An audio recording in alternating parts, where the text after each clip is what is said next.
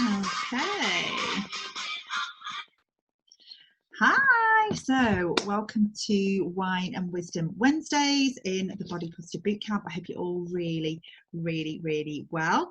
For those of you who are new to the group, and I know we've got quite a few newbies at the moment who have jumped in and started doing Insanity, it's really great to have you here, and I'm really impressed that you are showing up for yourselves at the moment in these really challenging times.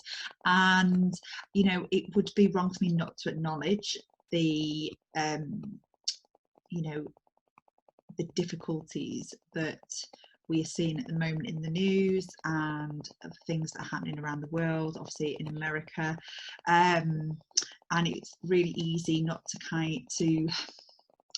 it's really easy to let those thoughts of what is going on in the world bring you down. And the reason I want to just touch on it really briefly, and I'm not going to kind of talk about this too much because that's not what I want to kind of really talk about tonight, but it'd be wrong for me not to acknowledge what's going on, and to assume that it doesn't affect people, and to assume that it's not affecting people in our community. But I know, kind of myself, catching up on the events of the last week or so in terms of what happened in America, I think that, you know, it's important to acknowledge how you feel, and you know, if you're upset, angry, confused, but also not knowing what to do and what you can do. And I think what I've committed to do is to just learn more about what is going on, and the issues that Black people face, because I don't believe I'm educated enough, and the best thing I can do is learn and try and understand, and educate my children. And so I've certainly had a few days where my personal energy, I feel, has been a little bit out of kilter with my normal upbeat self. I haven't been as active on my Instagram stories. It just hasn't felt right. And I think it's okay to be in that space. But I think ultimately not to stay in that space and think, okay, what can I do? And what we can do is educate ourselves and educate our loved ones and our children, and that is what we can do, and that's how we can support. So I didn't want to kind of have this call without acknowledging what's going on in the world, because I know for a lot of people, you know, those, you know, it's on the news, it's at the forefront of what we're seeing every day, and so I didn't want to kind of not acknowledge it on this call. But if you have found it difficult, if you found your energy low this week, I hear you. I've been there as well. Okay, so moving on to the topic of this week's Wine and Wisdom Wednesday. So for those of you that are new, every Wednesday I jump on Zoom, and anyone who is free and would like a glass of wine and a chat is more than welcome to jump on. But I set a topic kind of each week, and obviously when people are on, it's something we can discuss. Otherwise, it's just something that I will talk about and share. And so the topic that I really want to cover tonight is how to stay healthy and on track if your friends and family aren't necessarily supportive. And that might sound really difficult to believe for some people, but some people might actually be going through that. Anyone who's maybe starting a new healthier lifestyle, it might be one of those things that, you know, partners or friends might be, you know, think, oh well, this is a fad, it'll wear off, and or we won't stick to it or whatever. And sometimes the people who are closer to us might not be as supportive as we would hope. And so I want to touch on that a little bit tonight, because support can look like lots of different things, and I'm talking to you about this with personal experience, and I'll touch on that a little bit. But support can come in lots of different forms. It doesn't mean that your friends and family have to be doing what you're doing in terms of supporting you, but we'll talk about that a little bit more tonight. I think if you have ever experienced or are experiencing that lack of support from people around you, people that you probably thought would be your biggest supporters, first thing that I want to say is it's not even about you. It's not even about you. It's definitely about them, and that they're probably in a place where they cannot bring themselves to do what you are doing. And so that makes it hard for them to watch someone else make the changes that they need to reach their goals, especially if really in their own mind they've got the same goals that you've got. So in their mind, they've probably got obstacles that are blocking them from making those changes themselves. It might be, the ability to be able to afford to start a healthier lifestyle, or just not having the time. And I think time's a big one, because we're in a period at the minute where not a lot of us don't have. Those of us who've with children definitely are finding our personal time is very condensed and minimal at the moment, especially if we're spending more time at home. But even, those who are at home without children, maybe working from home, there's still that pressure to work and deliver. And so there are still those pressures. And so they might look at you and think, well, how are they doing it? And, how are they managing to do it when and I've not got a lot of time? And actually that really does come from a place of, jealousy. And that's a really strong word. And I know that's a word that I don't take lightly. But, people will put other people into boxes, and they do that to justify the choices that they make in their own lives and to make them feel good about themselves. Some people might think that you are becoming obsessed with your fitness. There's nothing like, when you really jump into something, like when you start a new fitness program. So for some of you, this is the first time that you'll have done online fitness, or been a part of an online fitness community that is like a real life community of real people, not just like a huge online community of randoms. We all get to know each other quite well online in these groups that I run. And it's really lovely, some of the friendships and connections that are formed in the Body Positive Bootcamp. It's really easy to get excited about this, because it is exciting. You've got a like-minded bunch of people who are really committed to doing the best that they can do to take care of themselves, and make self-care a priority. And it's really easy to get excited about that. And certainly when starting a new habit, we tend to go all in, and it kind of like dominates our, how we structure our day, and how we, how we're eating and how we're moving and all the rest of it. And so people who around us who aren't in that headspace that we might be in might think we're being selfish, or becoming obsessed with fitness. But I think what we've got to kind of bear in mind, and none of that is true, by the way, none of that is true. You're not selfish and you're not obsessed. But we've got to bear in mind and come at it from a compassionate viewpoint, that those around us who maybe feel that way may have been affected negatively in some way in the past in relation to fitness or nutrition, that's left a bitter taste in their mouth. So we've got to kind of like look at things a little bit compassionately and think, well, actually, if someone is feeling that way, and maybe they're making little comments about the fact I'm always in workout gear, and maybe you start talking about your fitness workouts, and people are rolling their eyes. There is a reason that they feel that way, and it's not to do with you. It will be something to do with an experience they've had in the past, or the fact that they feel that it kind of really brings to the forefront that they aren't doing it themselves, and they would really like to be in that headspace to be able to do it. I think the other thing we've got to really remember here is change is hard for a lot of people. And as you begin to change your life, it's gonna, it may make other people feel uncomfortable, because we're creatures of habit, and changing our habits is hard, and it takes commitment, and it takes time, and it takes persistence, because the path on this journey to being healthier is never straightforward. It never runs smoothly. It's not linear.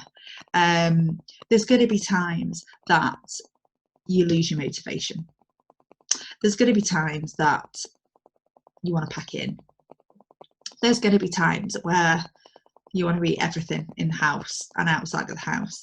That's normal. That's part of it. That's part of the journey. And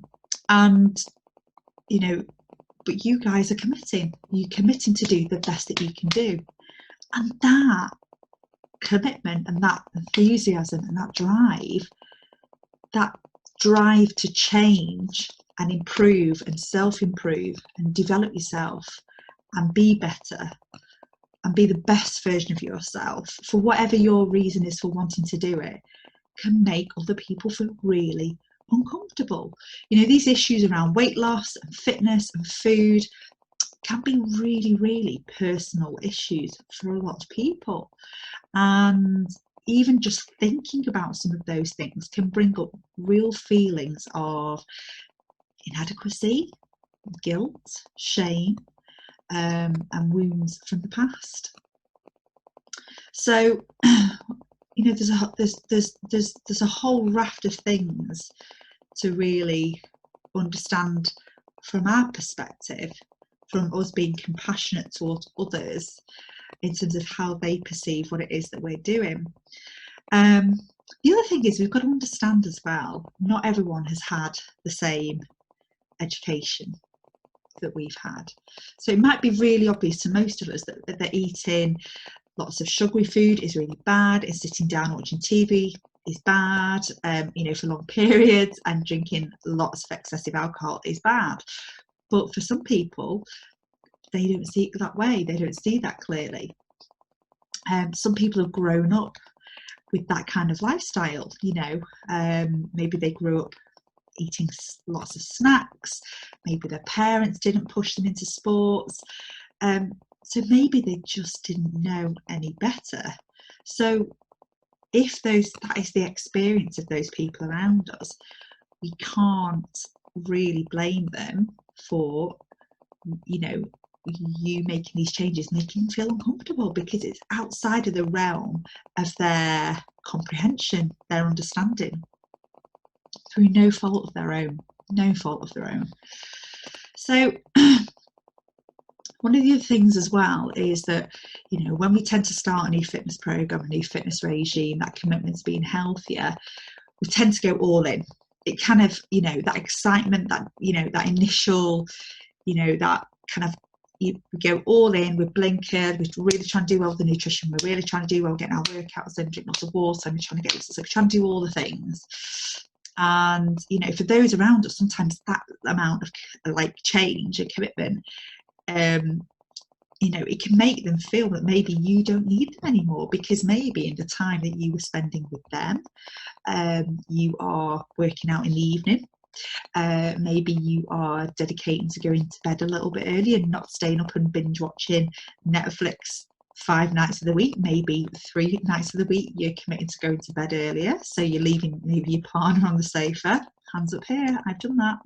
That's real life. And so those around you might think that because you're changing and looking at really optimizing your routines to be the healthiest that you can be, that maybe you don't need them anymore. But also they might think that you're looking down at their choices, their lifestyle choices.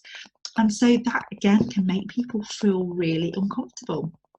So I'm going to give you an example. I'm going to say this as I'm sat here with a gin in my hand. So last year, I did Morning Meltdown 100. Fantastic program. It's a 100 workout program. So for anyone who's not done it, I know there's quite a few of us in here who did it last year. I know there's a few of us who've done it this year, but it's a 100 workout program. So it takes as long as it takes to complete. You're just committing to doing 100 workouts. And I did this last year over the summer. So it was over the summer period. I can't remember when it ended, but it was over the summer. Now we spend our free time as a family, normally, not under current circumstances, but normally we go to Wales. We've got a caravan in the northwest of Wales, and that is where we spend our weekends. That is where we spend school holidays, and it's great. And last year was our first year in this village in Wales, and I had committed to not drink alcohol for as long as possible while I was doing Morning Meltdown 100. And it wasn't something like, okay, well, I've got an issue with alcohol. It was just that I want to see if I've got the willpower to not drink for the best part of 100 days. And that's a big thing for me, because I love a drink. I like to drink wine. I love to have a good gin and tonic. I love a good glass of Prosecco, or few. So, but I wanted to see if I had that willpower to do it. Because we are very much, on the weekend we'll have a drink, we'll go out for a meal, whatever, we'll have a drink. And it was really interesting when I said, right, I'm not going to sit another half, I'm not drinking. His initial reaction was, oh, well, what does that's a bit shit. Well, why is it shit? Well, like, that's rubbish for me. And so, he was initially really put out by the fact that I didn't want to drink, because I suppose the fact that we both drink kind of gave him license to drink. And I think he also thought that maybe he wouldn't have such a good time if I wasn't drinking too. And so I told him that, no, I'm doing it, I'm committing to it. But also, I think that secretly deep down, he wanted to be able to not drink for 100 days. So it kind of shone a bit of a spotlight on him, I think, a little bit as well. Unintentionally, of course. But I didn't drink out of the 100 days. I think I got to day 72 and day 73. And then I ended up having a few drinks. But I worked out all over the summer in Wales. We were away. It's really social when we go to Wales. We've got lots of friends over there. It's a really social place that we stay. And so everybody was drinking, and a lot of people that I met for the first time, because it was our first season there, were like, come on, are you having a drink? Are you having a drink? And I was like, no, I'm not drinking. First question people asked was I pregnant? And I was like, no, I'm not pregnant, I'm just not drinking. And then they kind of looked at me a little bit funny. It's like, why are you not drinking? Well, I'm just doing this health thing, I'm not drinking. And people were just like, why would you not drink? I'm just like, because I just want to see if I can do it. And people really struggled to understand, and it was fine. And I kind of, once I'd navigated those conversations and became really comfortable with them, it was fine. But people couldn't get their head around it, because they're using their own frame of reference to kind of justify, is that something that they would ever want to do? Or maybe it's something they really want to do, but just never found themselves in a position of doing it. And so people, when you make changes or make choices in relation to your health, it can make people around you feel uncomfortable. You might be somebody who is saying, right, I'm cutting back on the drinking, and you might have been like the one that was pouring, always the one who pours the drinks for everybody, and now you're the one that's saying, I'm just going to cut down on drinking. So people are kind of like, whoa, what's going on? That's not like Rachel. What's going on? Is she okay? So yeah, it's a lot to do with how other people feel about it, not to do with you. There's a few ways how you can respond to negativity and that kind of response to you taking care of yourself. I think first of all, tell people why. And that was kind of one of the things I did last year, like when I stopped drinking last year. I was like, I just want to see if I can do it. I don't want to feel that I have to have alcohol to have a good time. And actually, I proved to myself I didn't have to have alcohol to have a good time.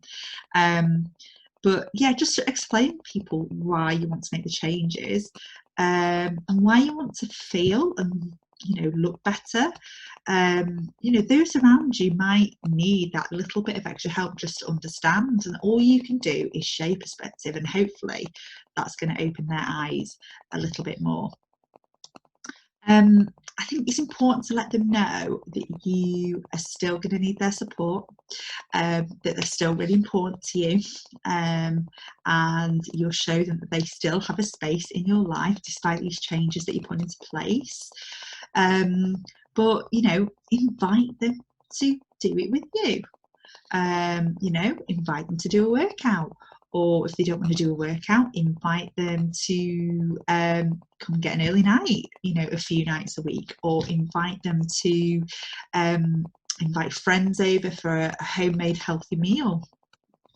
Or maybe instead of getting takeaway one night, offer to cook a really healthy at-home takeaway.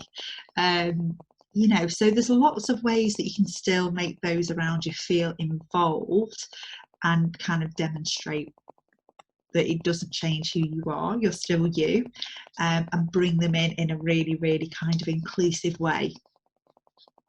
I think you've just got to be really open and honest with people as well about how hard it is to make the changes.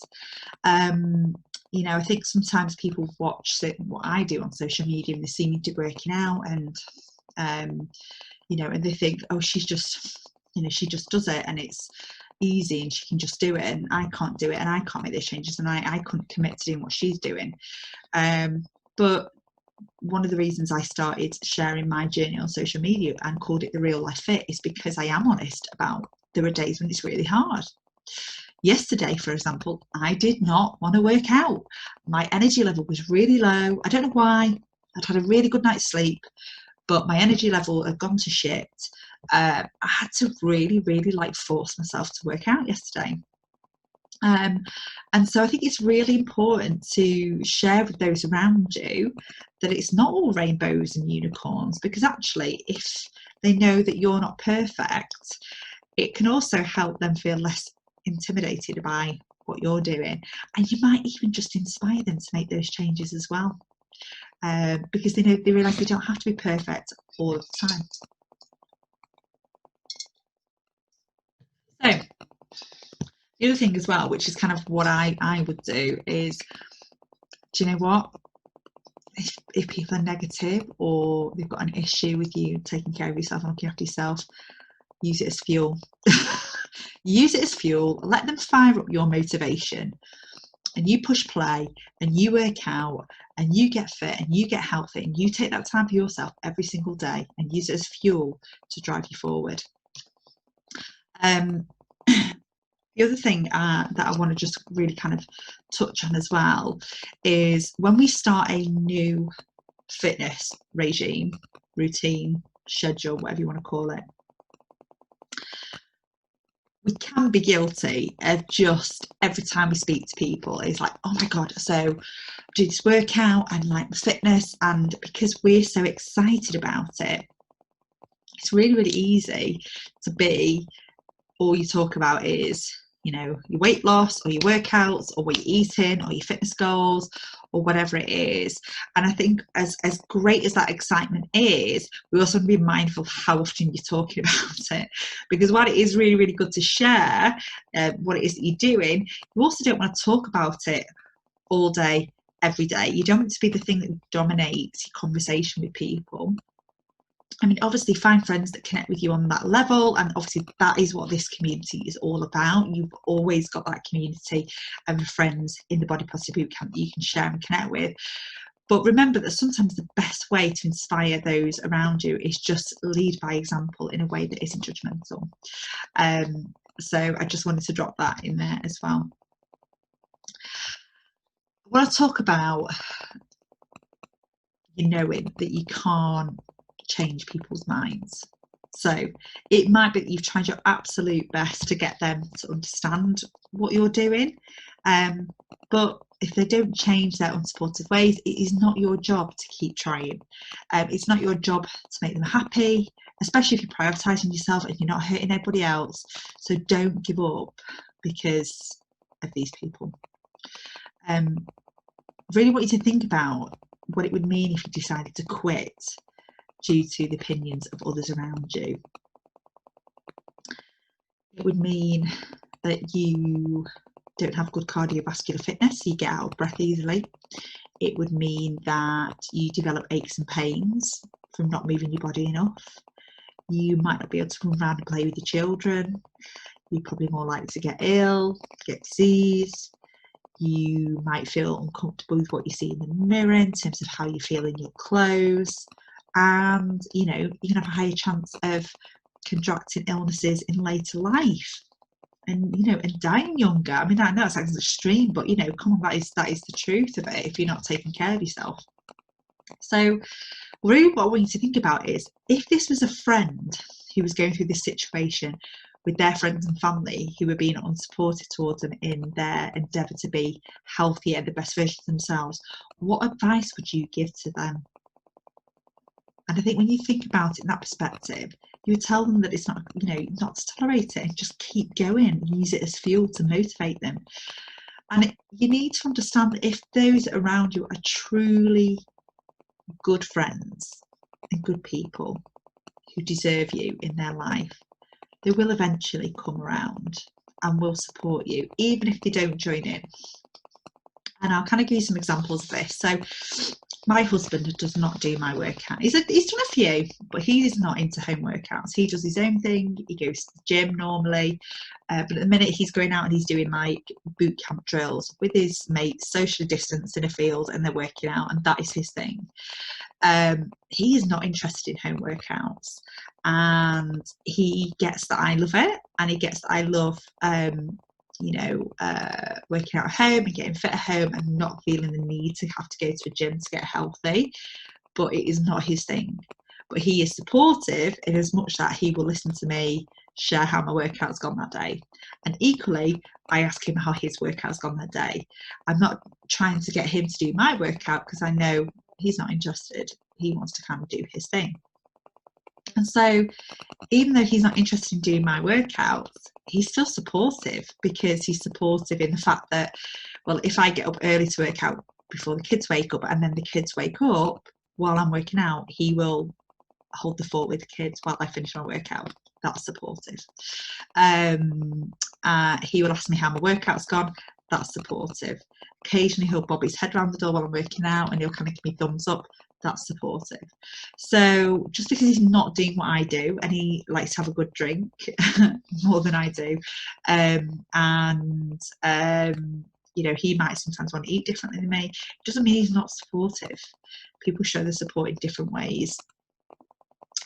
We've all got an image in our head of how we would like our health to be. The truth is, we can all achieve that image. We can all achieve it. But what most people lack is the motivation and the determination to follow through.